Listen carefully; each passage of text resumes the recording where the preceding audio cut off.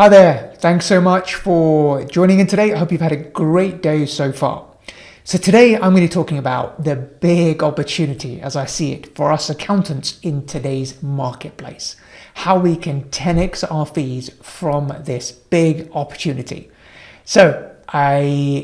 Before I do, just a little bit about me. Hi, I'm Reza. If we've not met before, I am the managing partner of a firm called Brochure that I bought into 12 years ago. Previous to that, I trained with PwC, and the opportunity arose to buy into a small traditional practice where the partner wanted to exit and retire. Since then, 12 years ago, I had no idea what I was doing initially, but then learned from mentors and coaches and managed to transform the practice to where it is today. We've quadrupled in size. We're nearly 900k turnover with just 7 employees. Profit margins have gone from 20% to 50%. And I'm able to step away from the practice, and the practice kind of runs without me. And over the last 18 months or so, I have started to coach and mentor other accountants to build more successful, profitable, and impactful accounting firms. Anyway, that's it from me. Let's get into the meat of the discussion for today. So what am I planning to cover? Well, we only have 20 minutes, so I won't be able to do a deep dive on this, which is what I would normally do when I'm running my monthly training sessions. But hopefully I will be able to share enough for you to become aware of what the opportunity is, the big opportunity, how we can present this to our clients, how to communicate the value of this offering, how to price the service, and of course, how to deliver this service to get the big fees that I talk about. So, first things first, is compliance dead? A common area of debate within the accounting circles in this day and age. Is compliance dead? Far from it. Compliance is far from it dead in my view. Compliance is in fact thriving. It's the foundation of everything we do. Although people say you need to be doing advisory, but actually without the fundamentals, without the bedrock and the foundation of having accurate numbers to hand, we cannot possibly provide any type of advisory services if the financials aren't in good order. So compliance is actually our bread and butter. We should be so grateful to compliance because we're able to do compliance a lot more efficiently these days than we ever have had in the past.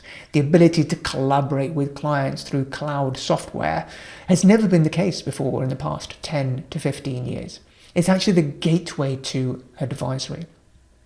So when I talk about compliance, I don't mean the year-end stuff, because sometimes people group compliance into one basket, as it were. So the year-end and the bookkeeping all goes in one basket. I'd actually separate that out.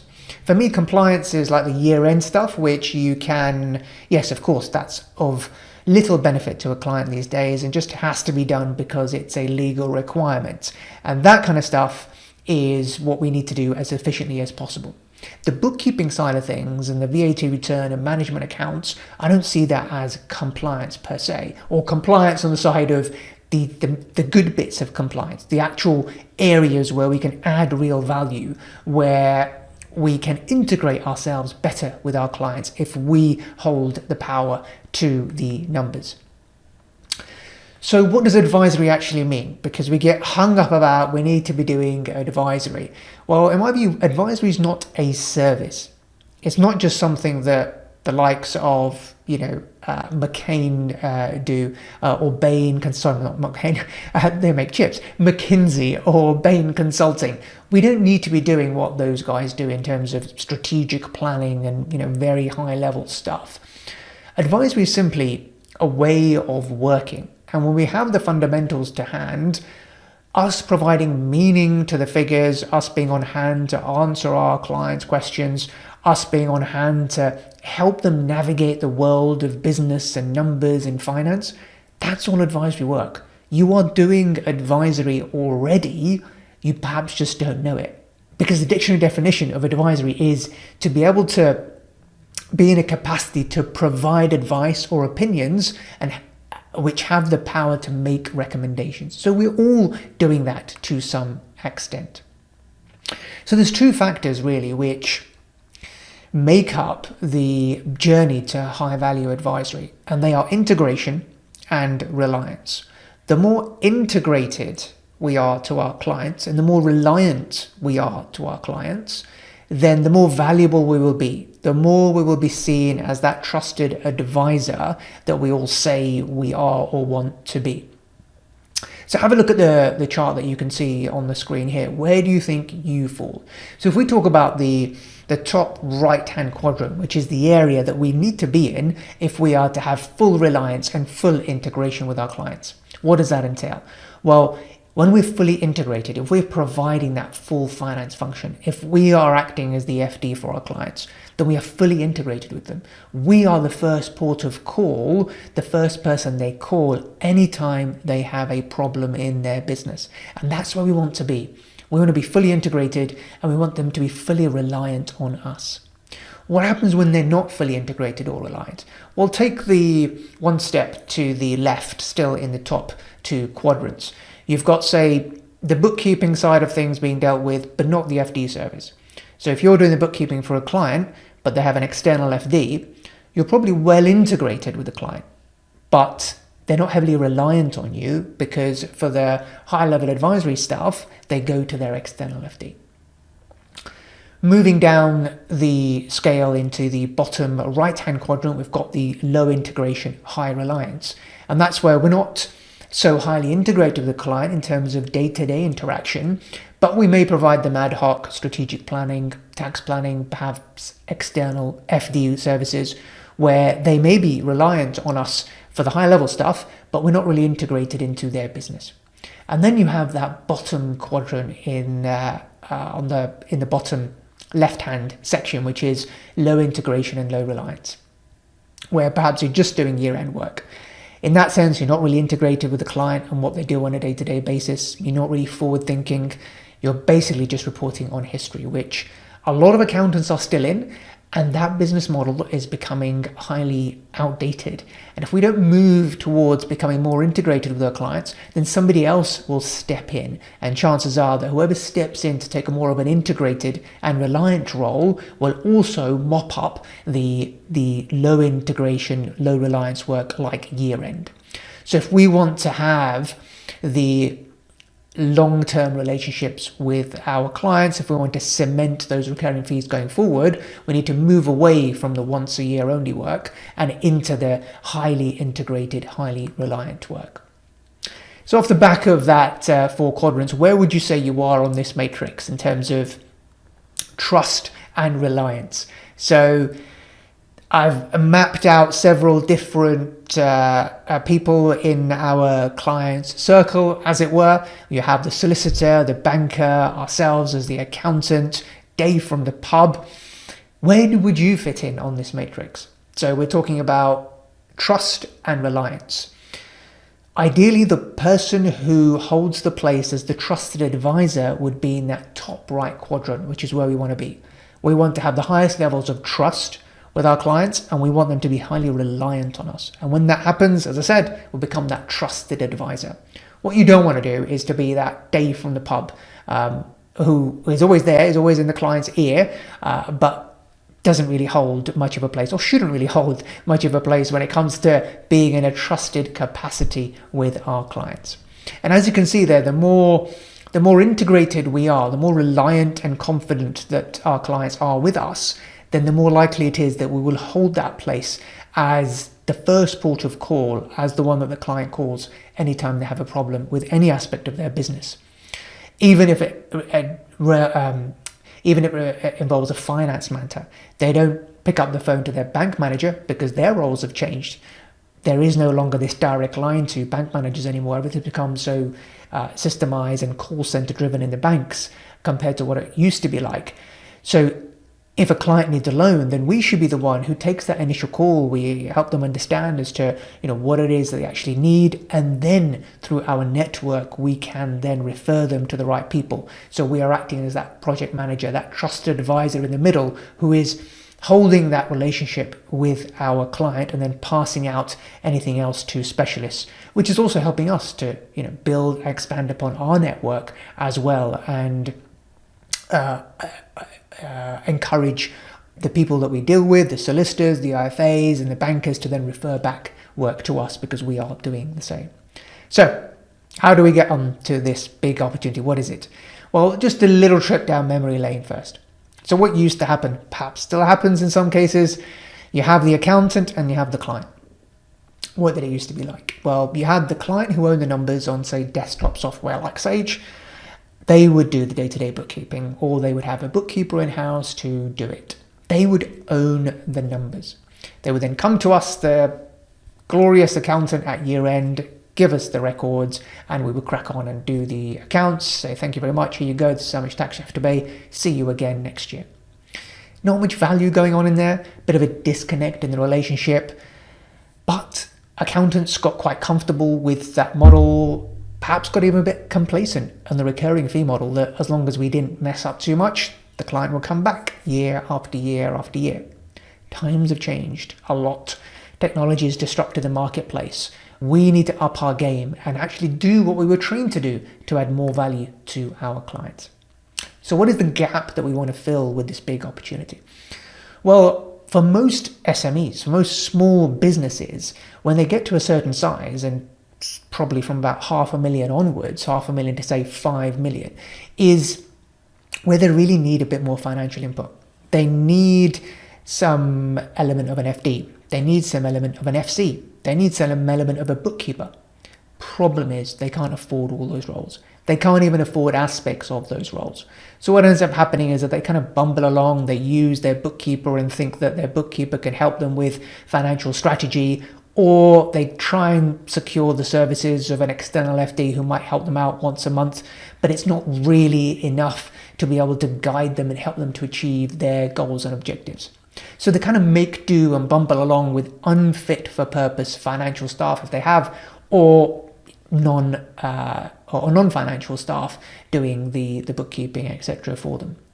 They're desperate for financial input. These are entrepreneurs who are hungry, who want to grow their business, who don't have a financial background, who don't appreciate the value that we as financial advisors, accountants can bring to the table. And that's where the big opportunity lies. That we can fill this void, we can bring a solution to business owners, to entrepreneurs, much more cost effectively than they could by hiring these people or hiring their own in-house finance staff, because they simply don't have the means and resources to do so.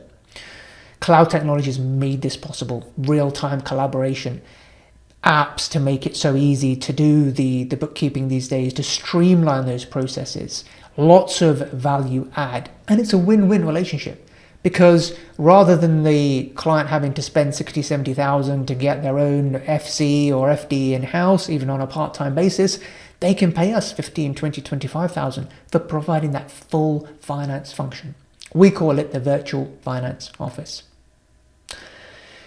So that's the big opportunity. When you own the numbers, and that's critical here, whoever owns the numbers, whoever has control over the numbers, and by that I mean the data, the financial data that goes in, essentially the bookkeeping, owns the relationship.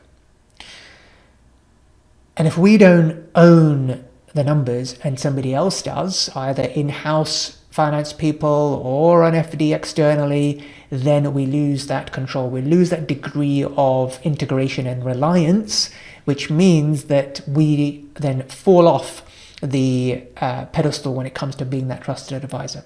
So what we want to be is to be bookkeeper to CFO and everything in between. And that's where the virtual finance office comes in. Ideally, you want to be at the top of the financial food chain, as it were. You don't want any FD hanging around over you. Train up your staff, train up your team and yourself, or hire the right people to deliver this service. It doesn't take much in terms of we are already trained to some extent, and these skills are readily available. Get your own practice right first, practice in your own practice, and you have the ability to provide this service. In terms of actually pricing it, we'll reference the cost of what an in-house FD or FC would cost the client, and that would be a hell of a lot more than what you could provide this service to on a much more cost-effective basis. So what's possible? Well, as you can see on the screen here, these are some of It's probably a bit too small for you to see. But if I give you an idea, this is just a printout from our last financial year's sales by customer summary. We get between 10 and 50,000 pounds a year recurring fees from clients where we are integrated with them to some extent, managing their finance function. From doing their bookkeeping, the management accounting, VAT, providing some element of FD support on different scales, because some customers will need the FD support, others won't. Others simply just want their finance function taken care of. It doesn't mean that you have to do all the bookkeeping. It can mean that they have somebody in-house, an admin person who can take care of the invoicing and the purchase side of things, but you then do the review, and you're on hand, and you're on top of it, and you're giving that peace of mind to clients that it's all taken care of and done correctly, because the chances of it going wrong and the impact of it going wrong can be very costly to a client in terms of time and money. So how do we go about communicating the value of this offering? Well, one thing you can do is to use a brochure, which we do, which I'll show you in a second how that looks. And a brochure helps to demonstrate your expertise, your authority. It gives substance to the actual service offering that you are talking to the client about.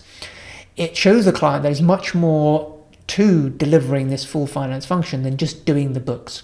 See, what we need to do is to reframe our clients' thinking when it comes to provision of our services, and even reframe how we talk about some services. So bookkeeping in people's minds is something which is kind of low value. So don't refer to it as bookkeeping. Refer to it as taking care of your full finance function and everything that entails. Because it's not just simply the bookkeeping. You're not simply just doing data entry. You are actually putting in place a financial system. You're putting in place an efficient invoicing process. You're putting in place a credit control process so they get paid faster and have more cash in their bank account. You're putting in place checks so that they can ensure that they are reclaiming all the VAT on any expenditure that they carry out, that they're not over declaring their VAT, or they're not under declaring their VAT, which could have severe ramifications for them. You're able to put in systems to give them accurate financial information when they need it in order for them to make the decisions they need to drive their business forward. So here is an example of what our brochure looks like. What I tend to do is to start off with the challenges and the pain points that most business owners face and find when they get to a certain size in their business, where they need some financial input, but they don't really appreciate what and how, what they need. Then anchor that to the cost of actually getting in-house finance staff involved or recruited, and the costs of doing that. And then present our solution as a much more cost-effective way of them moving together, getting the access to the expertise that they need at every level. So an element of an FD role, an element of an FC role, elements of a bookkeeper role, so that they are getting a tailored and bespoke service relative to where they are in business at the moment. And again, talk about, because what we often do is we don't value what we do. We don't communicate our value. We often undersell ourselves and we undervalue ourselves. But actually, bookkeeping and managing the finance function, there's a lot to it. Your typical finance function is made up of several areas, as you can see on the screen here. If you're a Go Proposal user, you'll be familiar with this diagram. It's the apps map, which breaks down the elements of the finance function, from your accounts receivable, your accounts payable, your project tracking, of compliance function, working capital elements. A lot goes into building a finance system, a finance function, and maintaining that for our clients, for them to be as streamlined as possible so that they can make the right decisions, so that they can react when they need it in good time, take corrective action measures because they know what's coming ahead. They're no longer relying on history, but they have a map and they have some direction through the visibility you're giving them through their financial system and their dashboard. So just wrapping up here, I think the next step for us is to go even beyond finance.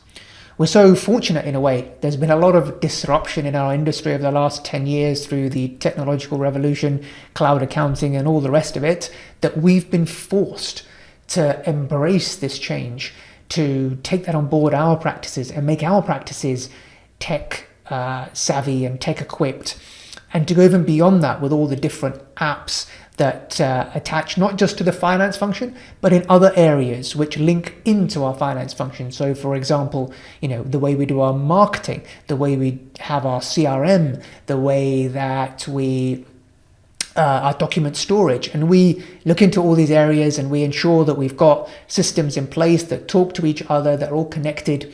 And the next big thing, I think, for us is to really embrace Zapier. I think Zapier is a game changer in our industry, well, in the wider kind of, for any industry really, but we are well positioned to embrace it for ourselves and then use it as an additional value add offering to start to give business systems advice to our clients, how they can be more efficient with their marketing, with their CRM, with the way they hold their records. Everything that we do in-house ourselves, we can then help our clients with, thereby generating even more value and becoming more integrated with our clients than ever before. Take care, and I'll speak to you soon.